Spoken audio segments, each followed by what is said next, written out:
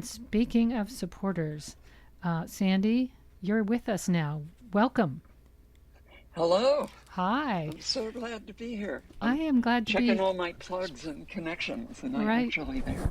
For those people who don't know Sandy Stone, Sandy is our chief engineer, among many other accomplishments that are multitudinous and too long to list, except she started the Media Center at the University of Texas at Austin. She was part of the History of Consciousness department at UC Santa Cruz. She was once Jimi Hendrix recording engineer, and the list goes on. But I think the thing I'm most proud of her doing is saying, yes, I want to help you build KSQD.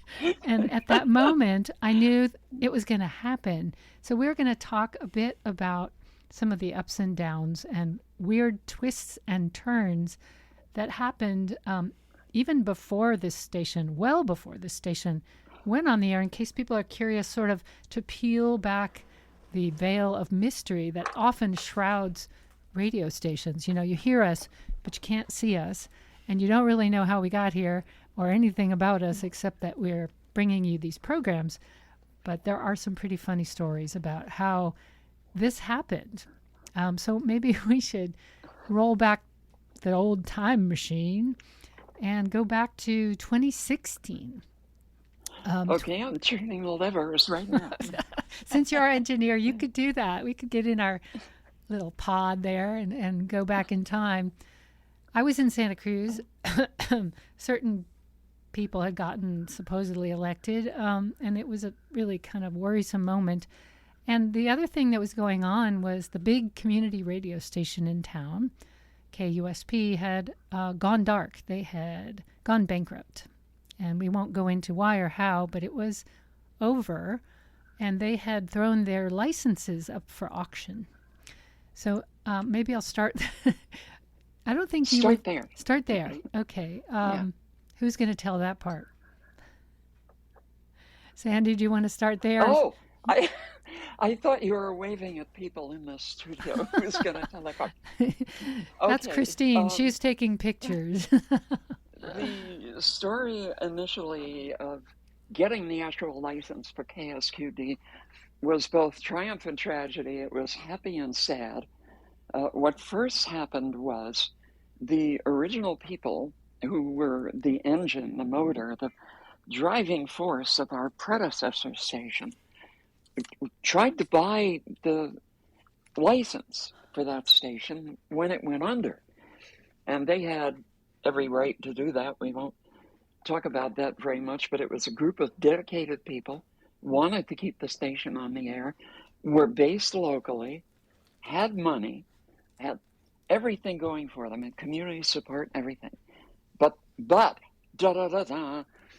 board of directors of our predecessor station insisted on what they called fiscal responsibility.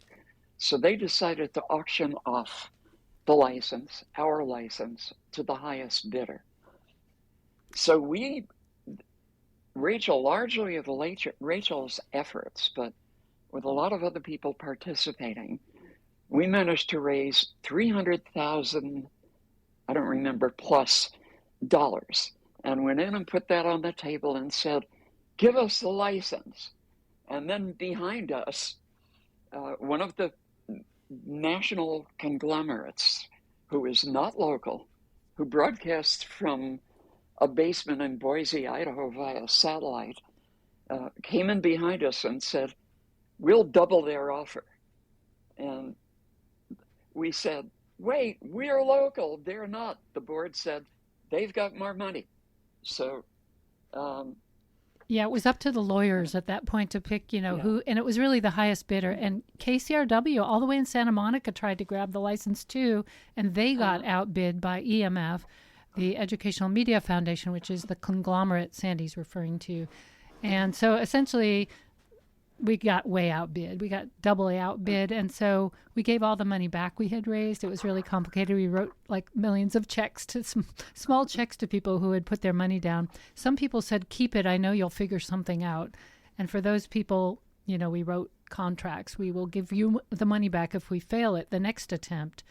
And so we thought about it. We licked our wounds for a while and said, okay, that was a bummer. That was, the big broadcast license that reached the whole Monterey Bay plus a bunch of translators. And then we thought, okay, so that didn't work very well. What else can we do? And we looked around. We said, hey, let's go back to that big conglomerate and see if they have any extra frequencies they don't want. So our lawyer, Ned Hearn, called their lawyer and said, hey, do you guys have any spare things you want to sell? And they're like, well, actually, we do. We have 90.7, which is duplicitous now that we bought this big station in Santa Cruz to broadcast Christian pop music over. So if you tune down to that one frequency, that's what you'll get. A lot of happy people playing happy music. But they did make a deal with us that if we raised the money in a certain amount of time, they were going to sell us 90.7. So we went back to those donors, some of them large, some very small, $25, all the way up to 10,000, 50,000. One person called and said, I just got my dad's inheritance. How much do you need? And I said, about $65,000 left to raise. And he's like, okay, I'm going to write you a check. And I just started crying because he was never going to get that money again, right? That was the end of that. So we managed to raise again $300,000 and buy that 90.7 frequency. And I see the phone is ringing, so maybe someone out there will pick it up. Yay. Thank you. So it took a village to put 90.7 on, and that wasn't the end of it, was it, Sandy? Because that was that was the beginning, but it looked good. That was just the beginning. From there, first we started small with this new, smaller station that we had bought. We actually went on the air with that. Let me jump ahead a little bit. Over the years, several other small stations came available around the edge of the Monterey Bay. And we were able, through enormous efforts to raise the capital to do it, we were able to buy 2 more stations in Monterey and Salinas. So what this group managed to pull off is this miraculous thing of kind of by the back door recreating the power of our original station with a bunch of small stations. That's a community miracle that we were able to bring that off. And you know what, Sandy, when you said, I want to be part of that, I knew it was going to happen because you get things done and you're that type of person who just pretty much rolls your sleeves up and gets under the console and starts sawing away and wiring things. So there is a funny story I want us to tell, Sandy, because it's one of those weird things that you have to do sometimes when you're committed to something, but you really have to kind of grin and bear it. And that is how we got the equipment that our community bought for KUSP. And then some other guy in bankrupt night. Okay, so there was this horrible night when it was New Year's Eve. No, it was Christmas Eve. And I was in this decrepit station that had been dark for like 6 months. And there was dust everywhere. And there was this repo guy. Like that was his job, to sell off the station's assets to try to make up for their $850,000 debt that they've gotten themselves into. So there we were, like, and he says, all right, if you can get 3 semi-trucks here by tomorrow, you can have all this for $3,500. I'm like, I can't do that on Christmas Eve. He's like, okay, fine. He was just over it. He hated his job. He wanted out of there. He was in a dusty old station trying to sell a bunch of old radio equipment that who wants it, right? So I kind of passed. I got a few things. I got some computers, and I grabbed these consoles that are still here. And these arms, I grabbed those. I grabbed all of these SM7 microphones, and I got those, and I wrote him a small check, right? I grabbed what I could. My son was there with me, hauling things into my station wagon. And then, I just put them in my closet and said, well, maybe we'll use these someday for something. But fast forward to now, we have a license that's going to be ours. Now we need a studio with equipment that actually will broadcast. And so that's when Sandy and I had to deal with it. I was on a camping trip and we were bargaining with this dude who had bought the rest of KUSP's equipment and stuffed it in his garage, thinking he was going to start a low power FM up near Vallejo. Is this getting too in the weeds? Christine's interested. No, I don't think so. It's interesting to me because it was such a crazy experience. So why don't you take it from there, Sandy? Because you were there, we Okay. were there with this guy who was trying to make a buck off of us who had no money. Okay. So this is like a detective story. And Rachel tracked this guy down, and we went out there. Well, first she bargained with him over the phone, and we went out there. All of the equipment from the other station, almost all of it, was sitting in this guy's garage, unheated, no climate control whatsoever. It had been there for like a year. It was in terrible shape. And we were there trying to buy it, trying to hassle him for it. We wanted to use it. He wanted to sit on it and see if he'd make a buck from it. So between the two of us, with me, I had no test equipment there, but as he hauled stuff out of the garage, I would plug it in. And if the power light came on, I said, okay, that probably works. And we piled it into the back of Rachel's car. By the time we were done, we had the whole station inside Rachel's car, but in the form of this rusty pile of junk. And And we then hauled that back here. and you were Go kind ahead. enough to put it in your garage and set up basically a test audio studio where you could test each of these pieces and see if they indeed still worked. After all, I think we ended up paying 15,000 for all of it.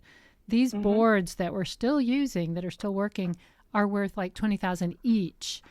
New, but these were by far not new. They'd been used at the old station next to the ocean, which corrodes things. So you had to like set it all up, and then we didn't have a station to put it in yet. So you had this kind of quasi station running out of your garage. I actually ran it out of my bedroom because it was more comfortable there. And I remember we made a 24-hour loop to run because, we didn't have the studio built yet. And that's a whole different Mm-hmm. story, which we don't have time to tell. But I will say that we got David Rhodes, friend of ours, to design a really cool design out of a very small space at the County Office of Education. The lovely trustees voted to give us space, which at a reasonable rate, which we were so grateful for. They saw the benefit, of us being there. And we're so grateful they give us a place to be. And then we painted, and then Sandy, and all of this console was donated by a friend, Teresa, who works for a countertop company. They gave us all this countertop. So it was really a village that built this place. And the board of directors, Matilda Rand, Ned Hearn, all of the great people who signed on after that have been the ones keeping this thing with spit and glue, and rubber bands, but also really high tech equipment that still works. And I really don't think without you, Sandy, that we would even be here sitting here today. And I'm so grateful that you did all Well, that out of the love of this community. You came back from Texas and gave, this place a home. Now I'm well, going to get all teary eyed. oh, I'm feeling well, pretty warm and literally, fuzzy. literally, I went to Austin, but I came back to Santa Cruz as quickly as I could, Well, y'all. we're glad you're Uh, here, uh, and we're so, so very blessed. And so, well, I, yeah, I wish we had more I just time. want to say, I'm incredibly grateful for the opportunity of a lifetime to build a radio station, essentially, a working community radio station out of essentially uh, a tub full of random sized Ethernet cables and a pile of rusty junk. I mean, we did it. We're here online. I will never have an experience like that again. It was once in a lifetime. I think for all of us who were there, it was once in a lifetime experience.